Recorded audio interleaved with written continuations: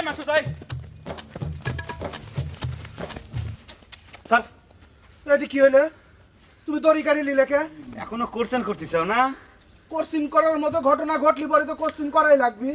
আমার গরু তো কারো খেতো খায় নাই যে তুমি হচ্ছে তা খুয়ারে দিবে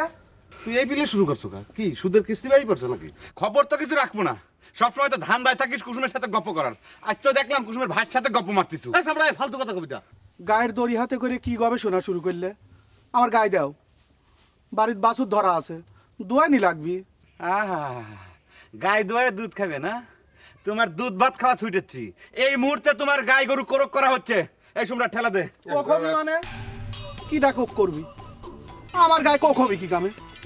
আমার জানা মতে তো সর্দারের সুদের কিস্তি একটাও বাকি পড়েনি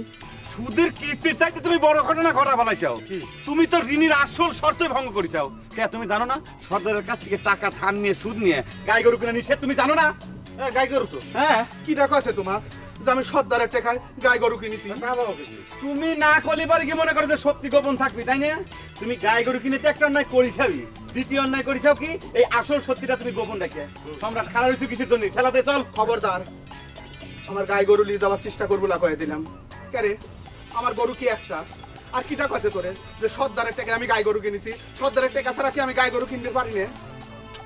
আমি কই কি জিনিসটা একটু আপোষে বোঝা লাগবে আমরা আমাদের সিস্টেম মতো গরুকে লই যাই তুমি তোমার সিস্টেম মতো সর্দারের সঙ্গে বুঝ করা করি আবার গরু লই যাইছো ঠিক আছে না এই এই এক পা আগাবুলা কয়ে দিলাম আমার গরু তুই লিয়ে যাবো মানে